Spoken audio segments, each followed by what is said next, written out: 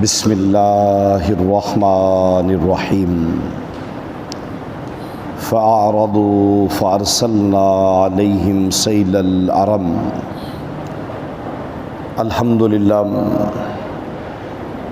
آج ہم نے سورہ سبا سے سورہ صافات تک قرآن مجید فرقان حمید کی تلاوت سنی۔ سورہ سبا یہ اس قوم کا نام ہے جو موجودہ یمن اور اس کے گرد و نواح میں آباد تھی۔ کیسر و کسریٰ سے قبل یہ قوم دنیا کے اندر ہر لحاظ سے سپر طاقت تھی۔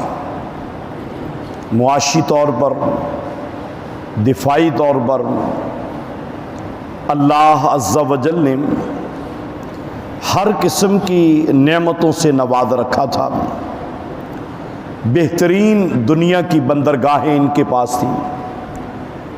بہت بڑے تاجر تھے یہ لوگ، اور اس سے بھی بڑی بات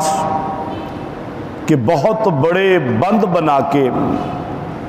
پانی کو محفوظ کر کے اس قوم نے زرعی طور پر بھی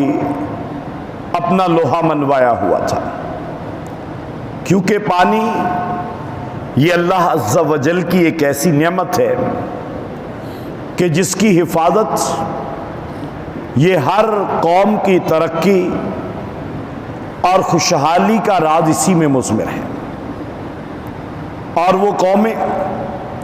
جو اس کی حفاظت نہیں کرتی اور خاطر خواہ انتظام نہیں کرتی اپنی رعایا کے لیے، تو وہ قومیں معاشی طور پر بدحالی کی طرف چلی جاتی ہیں۔ آپ صلی اللہ علیہ وسلم ہجرت کر کے آئے، آپ نے سب سے پہلے وہاں پر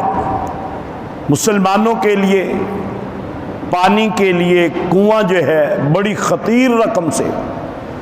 جناب سیدنا عثمان رضی اللہ تعالی عنہ نے خریدا۔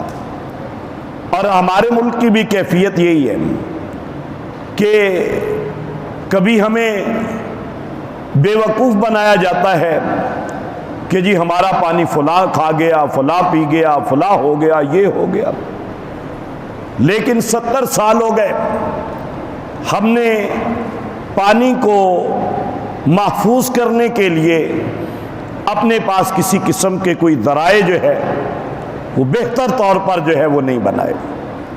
اور ہمارے ملک کے اندر صرف 13 ملین ایکڑ فٹ پانی جو ہے اس کو ذخیرہ کرنے کی گنجائش ہے۔ باوجود اس کے کہ انڈیا ڈیم پہ ڈیم بنا رہا ہے، لیکن اس کے باوجود بھی آج کے دن تک 105 ملین ایکڑ فٹ پانی سمندر میں جا گرتا ہے۔ اندازہ لگائیے، ہم صرف 13 ملین ایکڑ فٹ پانی وہ جمع کر سکتے ہیں ڈیموں کے اندر، اور 105 ملین ایکڑ فٹ پانی وہ ہمارا سمندر میں جا رہا ہے، اور ہم لوگ ڈیم بنانے کے لیے تیار نہیں ہیں۔ دنیا کے سستے ترین ڈیم ہمارے ملک میں بن سکتے ہیں، اور دنیا کے کم لاگت اور کم وقت میں ہمارے ملک کے اندر ڈیم بن سکتے ہیں، لیکن ہماری حکومتیں وہ اس طرف توجہ نہیں لیتی۔ اور اللہ پاک نے پھر یہ قوم سبا جو بڑی خوشحالی تھی،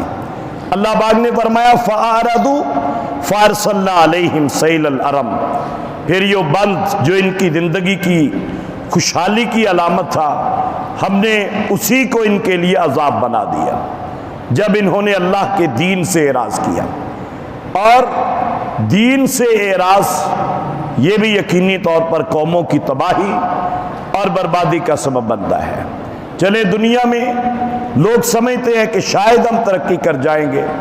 لیکن موت کے بعد قبر ہے، میدان محشر ہے، وہاں پہ ناکامی اور نامرادی کا سامنا کرنا پڑے گا۔ اور اس کے بعد اللہ عز و جل نے فرمایا کہ وَلَا تَنْفَعُ الشَّفَاعَةُ عِنْدَهُ إِلَّا لِمَنْ أَذِنَ لَهُ، قیامت والے دن مت سمجھنا کہ ہم اپنے اعمال کی پرواہ نہ کریں، کوئی بات نہیں، بس ہماری سفارش کرنے والے ہماری سفارش کر لیں گے۔ اور یاد رکھیے سفارش صرف وہ کرے گا جسے اللہ تعالیٰ اجازت دیں گے، اور اگلی بات سفارش صرف اس کی ہوگی جس کے لیے اللہ پاک اجازت دیں گے۔ مشرک کی سفارش اللہ کے پیغمبر بھی نہیں کر سکیں گے، مشرک کی سفارش اللہ کے پیغمبر بھی نہیں کر سکیں گے، اور بدعتی ان سے نفرت کا اظہار نبی کریم صلی اللہ علیہ وسلم بھی کریں گے۔ اور وہ بندہ جو فرائض کی ادائیگی سے انحراف کرتا ہے، مثال کے طور پر زکوٰۃ نہیں دیتا، وہ بندہ بھی قیامت والے دن پکارے گا سفارش کے لیے، لیکن اس کی سفارش نہیں کی جائے گی۔ اس لیے میرے بھائیوں، اپنے آپ کو کم از کم ہمیں اس اہل بنانا ہوگا کہ ہم پیارے رسول صلی اللہ علیہ وسلم کی سفارش اور شفاعت جو ہے اس کے مستحق ٹھہر سکیں۔ اور اس کے بعد اللہ عز و جل نے فرمایا والذین سعوا فی آیاتنا معاجزین اولئک لہم عذاب من رجز علیم۔ آج پوری دنیا اس بات میں جو ہے وہ کوشاں ہے کہ کسی نہ کسی طرح اسلام کا، اہل اسلام کا، شعار اسلام کا مذاق اڑایا جائے اور دین اسلام کو استہزاء کا نشانہ بنایا جائے، اور اس میں غیر تو شامل نہیں ہیں لیکن اپنے جو ہے ان سے بھی بڑھ کر آگے جو ہے وہ نکل چکے ہیں اسلام کا مذاق اڑانے میں۔ کبھی روشن خیالی کا نام لے کر دین اسلام کا مذاق اڑایا جاتا ہے، کبھی سائنس کو بہانہ بنا کے دین اسلام اور اہل اسلام اور شاعر اسلام کا مذاق اڑایا جاتا ہے، کبھی کسی بہانے سے دین اسلام کا مذاق اڑانے میں جہاں غیر مسلم شامل ہیں وہاں پہلی صف میں ہمارے اپنے بھی شامل ہیں، لہذا یہ بڑا جرم ہے۔ اللہ پاک نے فرمایا بہت سخت اور تکلیف دہ عذاب میں مبتلا کر دیا جائے گا ایسے لوگوں کو۔ اور پھر اللہ عز و جل نے فرمایا پیارے رسول صلی اللہ علیہ وسلم کے بارے میں کہ وَمَا أَرْسَلْنَاكَ إِلَّا كَافَّةً لِلنَّاسِ بَشِيرًا وَنَذِيرًا۔ اے لوگو، نبی کریم صلی اللہ علیہ وسلم یہ پوری کائنات کے لیے اور قیامت تک کے لیے نبی بنا کے بھیجے گئے۔ اب اس کا مطلب میں نے کل بھی ذکر کیا تھا کہ آپ کی نبوت اور رسالت، آپ کی شریعت بھی قیامت تک کے لیے ہی چلے گی۔ اب دیکھیں یہ عجیب بات ہے، یہ بڑا عجیب قصہ ہے کہ آپ صلی اللہ علیہ وسلم نے جو شریعت اپنی امت کو عطا کی وہ 150 ہجری تک چلی اور بعد میں اس میں ترمیم کی ضرورت پیش آ گئی۔ پھر ائمہ دین نے لوگ سمجھتے ہیں کہ جناب اس میں ترمیم کی، اس کو جو ہے وہ جو اس کی پالش کی، اس کو بہتر انداز سے چلایا، لیکن اگلی بات بڑی خطرناک ہے کہ اللہ کے نبی نے جو شریعت دی حالات بدل گئے۔ 150 سال کے بعد ائمہ دین نے اس کو فقہ میں دین کو سمجھا اور سمجھ کے شریعت جو ہے وہ ایسی مرتب کر دی فقہ کی صورت میں کہ اماموں کی مرتب کی ہوئی شریعت اب 1300 سال گزر گئے ہیں، وہ ٹھیک ہے جو اللہ کے نبی اور صحابہ نے دی تھی وہ 150 سال کے بعد ایکسپائر ہو گئی، آؤٹ آف ڈیٹ ہو گئی، اس کے اندر ترمیم کی ضرورت پیش آ گئی۔ عجیب نظریہ یہ ہم نے بنا رکھا ہے، یاد رکھیے ایسی کوئی بات درست نہیں ہے۔ آپ صلی اللہ علیہ وسلم کی شریعت قرآن اور حدیث یہ قیامت تک کے لیے ہیں، اور لا تبدیل لکلمات اللہ، اور اللہ تعالیٰ نے اس بارے میں بھی فرمایا کہ اللہ کی سنت، اللہ کے طریقے وہ تبدیل ہونے والے نہیں ہیں، اور اللہ رب العالمین کے احکامات ان کے اندر کسی قسم کی کوئی بھی تبدیلی کی ضرورت نہیں ہے۔ پھر اللہ عز و جل نے ارشاد فرمایا کہ اے لوگو، شیطان تمہارا دشمن ہے، اس سے تمہارا بیہیو وہ کیسا ہونا چاہیے؟ دشمنوں جیسا، اپنے آپ کو دفاعی لائن پہ لا کے تم نے جو ہے وہ مضبوط رہنا ہے، تاکہ شیطان سے ہم بہتر طریقے سے بچاؤ حاصل کریں۔ اور اس کے بعد اللہ پاک نے فرمایا ان اللہ یسمع من یشاء وما انت بمسمع من فی القبور، اے لوگو اللہ تعالیٰ جب چاہیں جس کی بات چاہیں وہ جس کو چاہیں سنانے پہ قادر ہیں، لہذا تم قبروں والوں کو کچھ نہیں سنا سکتے۔ قبروں والوں سے نہ مانگا کرو، بیٹے نہ مانگو، بیٹیاں نہ مانگو، وہاں پہ جا کے دیگے نظر نیادے نہ چڑھاؤ، فرمایا کہ یہ تمہارے لیے ہلاکت کا باعث بن جائے گی۔ یہی تو شرک ہے جو مکے والے کرتے تھے، اور تم نے وہ بتوں کے آگے ایسا کرتے تھے، اور تم نے جو ہے وہ قبروں کو پوجنا شروع کر دیا ہے۔ آپ صلی اللہ علیہ وسلم نے فرمایا تھا کہ اللہ رب العالمین لعنت بھیجے یہود و نصارہ پہ، انہوں نے اتخذوا قبور انبیائہم و صالحیہم مساجدہ، کہ انہوں نے اپنے انبیاء اور نیک لوگوں کی قبروں کو سجدہ گاہ بنا لیا۔ آج ہم نے بھی اللہ کے نیک لوگوں کی قبریں ان کو سجدہ گاہ بنا لیا۔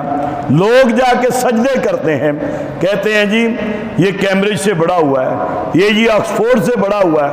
اور قبر پہ جا کے لیٹ جاتا ہے۔ یاد رکھیے ہم اس کو تعلیم نہیں مانتے جو اللہ کے علاوہ کسی اور کے آگے سجدہ ریز کرنے پہ مجبور کر دے۔ یہ جہالت ہے، یہ حماقت ہے، یہ بے وقوفی ہے، یہ شرک ہے، اور یہ فتنہ ہے، یہ فساد ہے کہ غیر اللہ پہ آگے آدمی جا کے سجدہ کرے، لیٹ جائے، اپنی پیشانی جھکائے۔ اور اللہ عز و جل نے اس کے بعد اسی پارے کے اندر ارشاد فرمایا کہ اے لوگو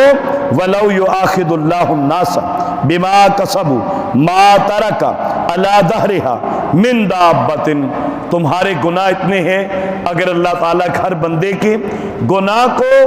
پکڑنا شروع کر دیں تو انسانوں کے گناہوں کی پاداش میں کوئی جانور بھی باقی نہ بچے، کوئی جاندار کیڑا مکوڑا بھی باقی نہ بچے۔ گناہوں کی وجہ سے جب عذاب آتا ہے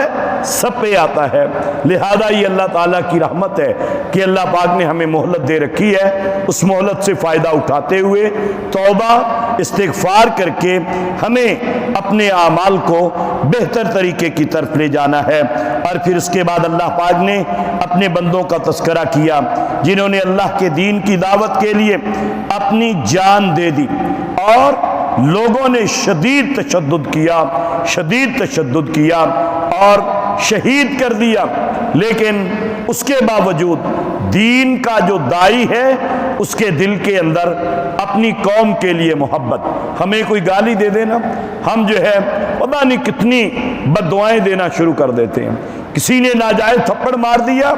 ہم لوگ اپنی اولاد کو بھی بتانے کی کوشش کرتے ہیں کہ اس سے بدلہ لینا ہے، جیتے جی میں مر گیا تو بدلہ لے کے جانا ہے۔ لیکن اللہ کے اس بندے کی حالت دیکھیے، اللہ تعالیٰ کے اس بندے کی حالت دیکھیے، وہ بندہ یعنی اس کو بہت شدید تشدد کے ساتھ، حتیٰ کہ تاریخی روایات میں مفسرین نے لکھا ہے کہ اس کے پیٹ کے اوپر چڑھ گئے، پیٹ پھٹ جاتا ہے، انتڑیاں باہر آ جاتی ہیں۔ کیوں؟ کیونکہ وہ ایک اللہ کی طرف بلاتا تھا، اللہ کے پیغمبروں کی عزت اور توقیر کی تعلیم دیتا تھا، اور اس قدر اس کو مارا کہ انتڑیاں باہر آ گئیں، اس کی جان قبض ہو گئی، اللہ کے پاس چلا گیا، اور وہاں پہ جا کے کہتا ہے یا لیت قومی یعلمون، ہائے کاش میری قوم جو ہے یہ جان لے حق کیا ہے، چلے میری موت ہو گئی ہے، اب بھی میری قوم اپنے آپ کو جہنم سے بچا لے، اللہ کی نافرمانی سے بچا لے، اور جنت کے اندر اپنے لیے جو ہے وہ جگہ بنا لے۔ بما غفر لی ربی وجعلنی من المکرمین، اور میری قوم کو اگر پتہ چل جائے، اگر میں بتا سکوں کہ اللہ تعالیٰ نے مجھے معاف کر دیا ہے، اللہ رب العالمین نے مجھے بہت عزت اور اکرام اور بہت میری مہمان نوازی کی ہے،